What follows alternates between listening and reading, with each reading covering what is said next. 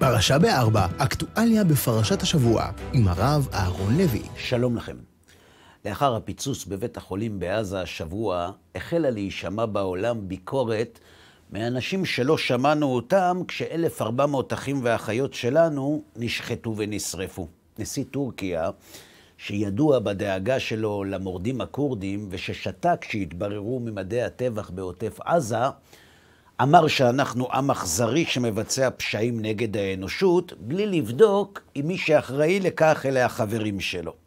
המצרים, שידועים גם הם באהבה שיש להם לאחים המוסלמים, בעיקר כשהם מתים, האשימו אותנו בהפצצה מכוונת. סעודיה קבעה שמדובר בפשע מתועב, וראש הרשות הפלסטינית הכריז בעקבות הטבח על 3 ימי אבל שלא יתבטלו גם כשיתברר שפלסטינים טבחו בפלסטינים. מה שפחות צפוי הוא שגם מדינות אירופאיות שרק אתמול הצדיקו את המאבק שלנו, אימצו את הסיפור שאנחנו אחראים לטבח בבית החולים באותה מהירות בדיוק. נשיא צרפת הצהיר שדבר לא מצדיק הרג מכוון של אזרחים. הקנדים הודיעו שזה נורא ובלתי מתקבל על הדעת וגם מנוגד לחוק. ומאוחר יותר, כשהתברר שמדובר בשיגור כושל של הג'יהאד האסלאמי, הביקורת אומנם קצת התמתנה, אבל המהירות שבה האשימו מדינות מערביות את ישראל באירוע לא יכולה להסתיר את הערכה שהם מאוד רצו שזה יהיה נכון. וזה מעלה תהייה גדולה. מילא אבו מאזן, שבשבילו באמת לא משנה מה קרה כדי להחליט על 3 ימי אבל, את זה הוא ניתן להבין. אבל העולם המערבי, הנאור, זה שלהפתעתנו תמך בנו לאחר הטבח בשמחת תורה, איך הוא נפל בקלות רבה כל כך במלכודת שטמנו לו המחבלים מעזה? למה העמים המערביים נותנים לנו להרגיש שהם מחפשים אותנו בנרות? למה ברירת המחדל שלהם היא קודם כל אתם אשמים ואחר כך נראה? איך ייתכן שהעמים שהתירו לעצמם כשהם נלחמו להשמיד משפחות על יושביהם בלי להתנצל בכלל, תובעים מאיתנו לנהוג בהומניות? איך זה שמדינות ששיעבדו עמים רבים באפריקה ושדדו את הרכוש והחירות שלהם במשך שנים, עכשיו דורשים מאיתנו לסכן את חיילי צה"ל, העיקר שלא ייפגעו חפים מפשע שבזזו את הרכוש של האחים והאחיות שלנו אחרי שהם נשרפו? למה אלה שמאמינים באפיפיור דורשים מאיתנו להיות צדיקים יותר ממנו? והתשובה פשוטה, חברים. המוסר. בספר עקדת יצחק מבאר רבי יצחק ארמה עליו השלום שישנם 3 מניעים למעשים שאנחנו עושים לאורך החיים: הטוב, המועיל והערב. ישנם בני אדם, אומר רבי יצחק ארמה, שהערב ניצב מאחורי ההחלטות שלהם בחיים. אצלם, כמו אצל ילדים שעוד לא קיבלו שכל, אם מתוק עושים ואם מר לא עושים. כמו אצל ילדים, גם אותם לא צריך לשכנע לעשות את מה שמתוק, ואי אפשר לשכנע אותם לעשות את מה שלא מתוק. אם בכל זאת אנחנו רוצים שהם יעשו גם את מה שלא מתוק ונעים, אנחנו צריכים להסביר להם שאם הם לא יעשו אותו, יהיה הרבה יותר מר. תגידו אתם, האם ילדים יסכימו לעשות מעשה כי הוא אמיתי יותר, למרות שהוא לא נעים ומתוק? כנראה שלא. ילדים הם עם נטול מוסר כל עוד לא חונכו, שפועל על פי דחפים טבעיים. ודחפים, חברים, דחפים עונים לשפת המתוק והמר בלבד. אם בכל זאת נרצה שהם ינהגו כך, נצטרך לאיים עליהם שיהיה יותר מר. ככה זה עם אנשי הערב, עם מתוק ונעים כן, ועם מר לא, למרות שהוא אמיתי ונכון יותר. לעומתם, יש בני אדם, אומר רבי יצחק ארמה, שלמרות שגם הם אוהבים את המתוק ושונאים את המר, הם יסכימו ללכת אחרי המר למרות שהוא מר ולהתרחק מן המתוק. למה? כי הם מבינים שהמתוק שבהווה לא שווה את המחיר של המר שבעתיד. האנשים הללו הם אנשי המועיל. הם יוותרו על המתוק בהווה בגלל שהם מבינים שזה יועיל ויסייע להם בעתיד. האנשים האלה שונים מאנשי הערב בגלל שהם כפופים למוסר ולערכים, אבל לא בגלל שהערכים והמוסר נכונים ואמיתיים. הם לא. אז למה הם בכל זאת עושים את המעשים שלהם על פי הערכים והמוסר? כי הם מציאותיים, כי הם מבינים שחברה שהערב ניצב במרכז שלה, סופה להיכחד. אנשי המועיל לא רואים בהתנהגות מוסרית מטרה שיש לשאוף אליה, ובעיניהם ההתנהגות המוסרית גם לא משמשת דוגמה לשלמות אנושית. אצלהם המוסר הוא אמצעי שנועד לאפשר לרצון של היחיד להתקיים לצד רצונות אחרים, מתוך הבנה שבדרך הזו הערב יהיה יותר נוח.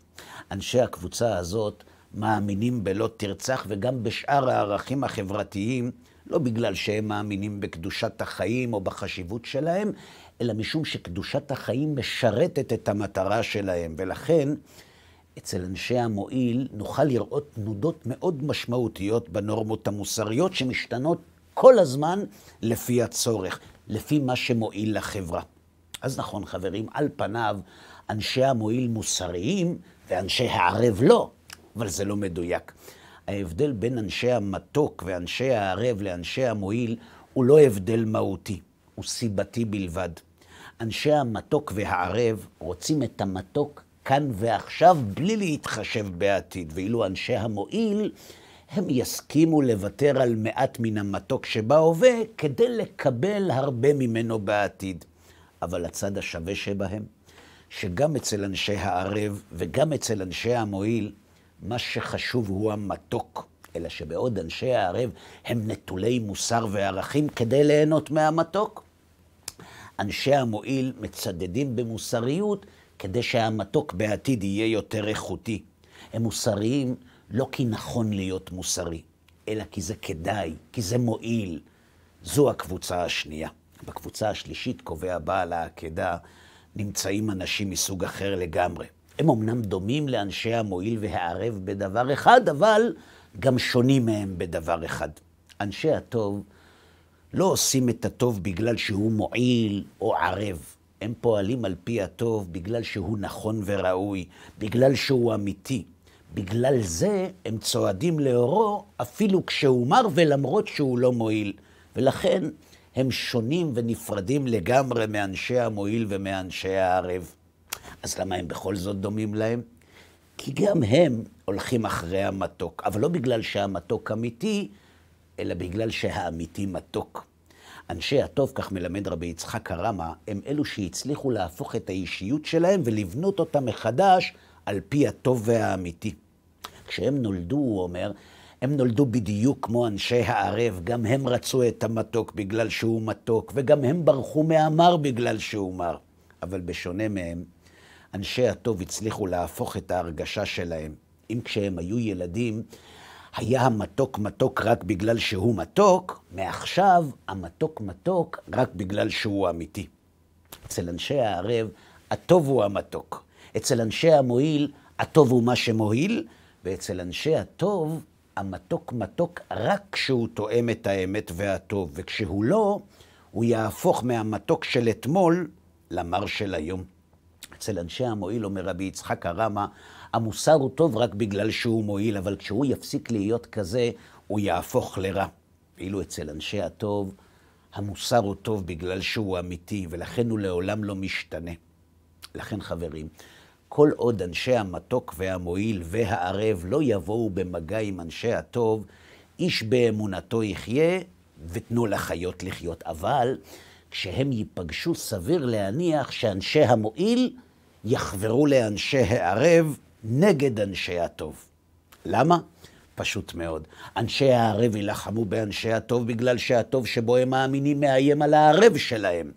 ואנשי המועיל יצטרפו אליהם, משום שכשאנשי המועיל נפגשים עם אנשי הטוב, הם חשים רגשי נחיתות למולם.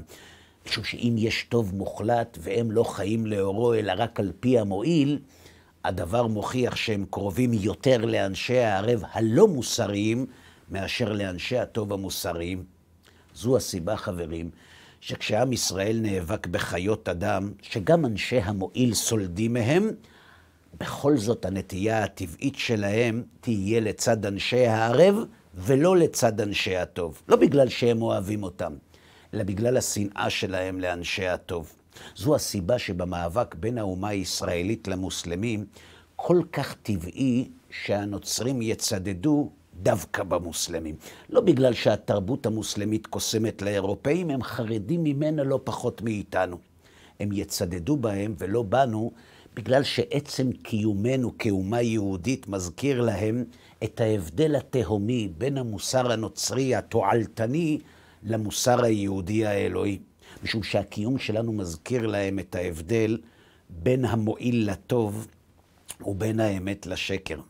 את העובדה שימי האסלאם קובעים 3 ימי אבל עקב הפיצוץ שאירע בבית חולים בעזה, למרות שהתברר שהם גרמו לו בעצמם, בהחלט אפשר להבין. זו דרכם של אנשי הערב. אותם לא מעניין מה נכון ומה לא. אותם מעניין המתוק, ולכן אם בעזרת שקרים אפשר להגדיל את המתוק, כך יהיה. אבל העמים הנוצרים שלא הולכים אחרי הערב בכל מחיר, אלא דווקא אחרי המועיל, הם יחברו אל אנשי הערב מסיבה אחרת. הם אמנם כפופים למוסר, אבל בדיוק בגלל זה הם התחברו אליהם. למה?